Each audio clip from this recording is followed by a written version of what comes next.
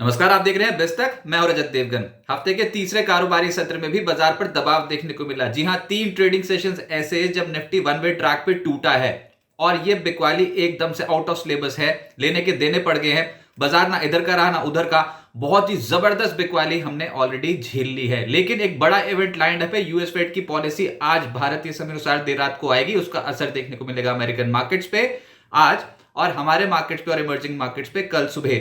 Nifty की weekly expiry भी कल है, लेकिन आज के ट्रेडिंग सेशन को भी हम झेल गए। ऊपरी स्तरों पर एकदम से दबाव बना। वैसे शुरुआत जो थी बाजार की आज 24,297 के लेवल पे हुई। उसके बाद खिंचा था बाजार 24,394 के लेवल्स पे पहुंचा था। ये आज के दिन का हाई है, लेकिन ये एक ट्रैप था। शुरुआती सत्र में ऊपर ले जाकर फिर पटक दिया और आज जो टूटे हैं आर्ली बेसिस पे कभी भी हमने पिछले घंटे के हाई के लेवल के ऊपर क्लोजिंग नहीं दिखाई, टूटते ही चले गए। 24,149 ये आज के दिन का लो है। क्लोजिंग आई है 24,198 के लेवल की। जी हां, 24,200 के लेवल को भी तोड़ दिया मार्केट ने। 137 पॉइंट्स की गिरावट के साथ निफ्टी बंद हुआ। निफ्टी बैंक 695 अंकों की गिरावट के साथ 52,139 के लेवल पे बंद हुआ और सेंसेक्स 502 अंक गवाकर 80,182 के लेवल पे हुआ है बंद। एडवांसेस 17, गिरने वाले निफ्टी के थे 33। ब्रॉडर मार्केट में भी देखोगे तो डिक्लाइंस ज्यादा हैं। गिरने वाले एनएससी पे हैं 1,922 और चढ़ने वाले हैं 878। लेकिन आज फार्मा स्टॉक्स पे खरीदारी देखने को मिली। बाजार बिल्कुल डिफेंसिव हो गया था। तो निफ्टी पे डॉक्टर रेड्डी, सिप्ला जैसे स्टॉक्स आज चढ़ते हुए नजर आए। डॉक्टर रेड्डी 2.25% चढ़ा है। सबसे तेज आज चला है ट्रेंड निफ्टी पे 2.5% ऊपर। फिर विप्रो 1% ऊपर रहा और रिलायंस इंडस्ट्रीज ने सपोर्ट किया 0.7% ये चढ़ गया।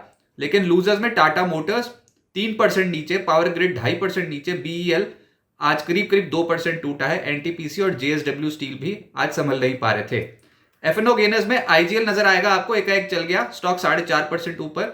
ऑरबिंदो फार्मा 0.3% चढ़ा है। सुप्रीम इंडस्ट्रीज 0.3% ऊपर। ल्यूपिन और ट्रेंड जैसे स्टॉक्स भी वायदा कारोबार पे एक्टिव थे। एफएनओ लूजर्स में पीईएल, पिरामिड एंटरप्राइजेस, ये स्टॉक 6% से ज्यादा क्रैक हो गया। एनएमडीसी 6% टूट गया। पीवीआर आइनॉक्स 0.6% नीचे। मीडिया में सबसे ज्यादा पिटाया आज पीवीआर आइनॉक्स। फेडरल बैंक और जियो फाइनेंशियल, इन स्टॉक्स में भी 0.4% से 0.5% के आसपास की गिरावट रही। काउंटर स्पेसिफिक मार्केट है, ऐसे गिरते मार्केट पे कुछ स्टॉक्स चले हैं। एकाएक चल गया आज क्राफ्ट्समैन ऑटोमेशन 11% ऊपर। के फिनटेक 7.5% चढ़ा। ग्रेविटास 7% ऊपर। एक्सो इंडिया लगभग 7% चढ़ा है। कॉनकॉर्ड बायोटेक, टेक्नो इलेक्ट्रिक 5.5% से 6.5% का मूव दे रहे थे। केपीआर मिल और गोदरेज इंडस्ट्रीज 5.5% से 5% चढ़ गए। मिड कैप लूजर्स में आज आपको दिखाई देगा वाटेक वाबाग। आज के दिन का एक्सीडेंट, एक बार 18% नीचे था, क्लोजिंग आई है 11% गिरकर। और खबर यहां पर यह थी कि सऊदी अरब में इन्होंने एक टेंडर जीता था, उसकी बोली जीती थी जो 2700 करोड़ रुपए का था। वो टेंडर रद्द हो गया।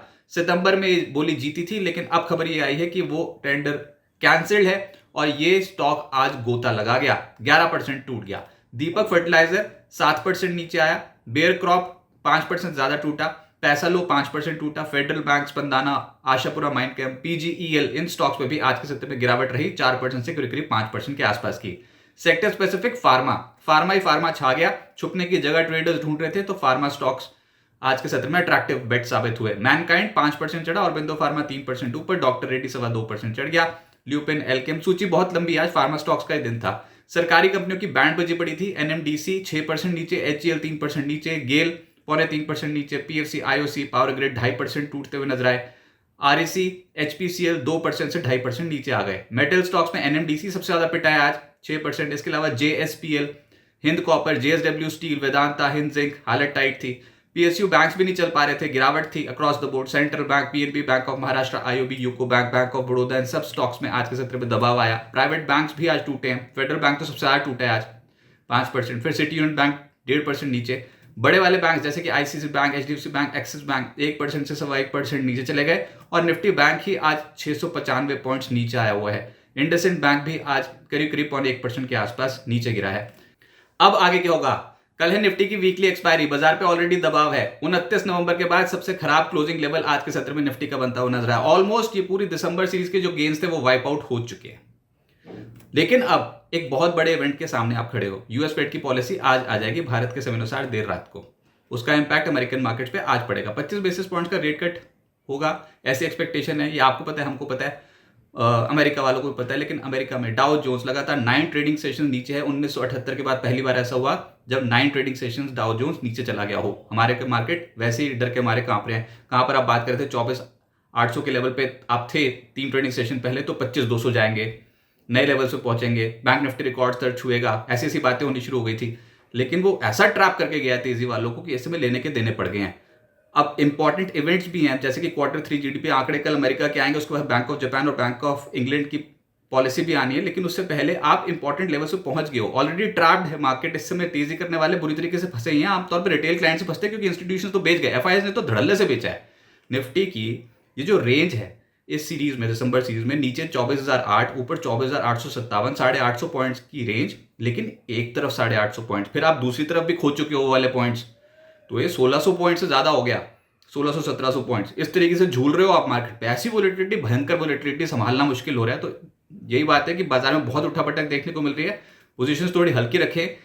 अब अचानक से जो बिकवाली आई है उसमें तेजी करने वाले बुरी तरीके से ट्रैप हो गए हैं। लेकिन जब तक 24,300, 24,400 आप दोबारा से रिकॉन्कर नहीं करोगे तो बुल्स की ताकत तो वैसे भी नहीं है। 24,300, 24,400 आज के दिन का हाई, दोबारा से इसको रिकॉन्कर करके इसके ऊपर बंद करना बहुत ज्यादा जरूरी है। नहीं तो फिर आज का जो इंपॉर्टेंट लेवल था, आज के दिन का लो, वो इंपॉर्टेंट हो जाएगा 24,150, उसके नीचे गए तो अगला सपोर्ट 24,050 और 23,980। वोलेटिलिटी की कोई सीमा ही नहीं है, ऐसी भयंकर वोलेटिलिटी देखने को मिल रही है। और कोई भी स्टॉक ऐसे गिरते बाजार में संभलेगा कैसे? आज अचानक से ही कुछ स्टॉक्स आपको तेजी वाले स्टॉक्स नजर आ जाएंगे, फार्मा स्टॉक्स एकदम तेज नजर आ जाएंगे। लेकिन जब बाजार का तेजी करने वाला मूड आएगा तो फार्मा के बलबूते नहीं, कुछ और सेक्टर्स चाहिए, जैसे कि फाइनेंशियल्स, ऑटोज, आईटी, ऐसे बड़े वाले जो कंपनियां हैं, इनमें अगर मूव आया तो ठीक। लार्ज कैप स्टॉक्स की तो बैंड बज गई ऐसे मार्केट पे। हम पिछले कुछ दिनों से कह रहे थे काउंटर स्पेसिफिक मूवमेंट आएगी, मिड कैप स्टॉक्स में हलचल देखने को मिलेगी, लेकिन लार्ज कैप्स में फाइनेंशियल्स ने, बैंकिंग ने साथ छोड़ दिया, इतनी बुरी तरीके से पिटे हैं हायर लेवल्स पे जाके। तो ये बाजार थोड़ा कॉम्प्लेक्स हो गया, आम मूव नहीं है, डायरेक्शनल ट्रेडिंग हो नहीं रही है, उठापटक देखने को मिल रही है। कॉन्ट्रा मूव्स तो आएंगे, लेकिन पहले सपोर्ट और रेजिस्टेंस जोन तो डिफाइन हो। बाजार अपनी धुन में सवार है, उठापटक बहुत ज्यादा देखने को मिल रही है। तो ऐसे में पोजीशंस थोड़ी लाइट रखें। अब ये देखते हैं कि यूएस फेड की पॉलिसी जब निकल जाए तो उसके बाद फिर बाजार पे किस तरीके का ट्रेंड इमर्ज होता है। अभी इनडिसीजन का मूड माहौल है और ट्रेडर्स हैं कॉशियस।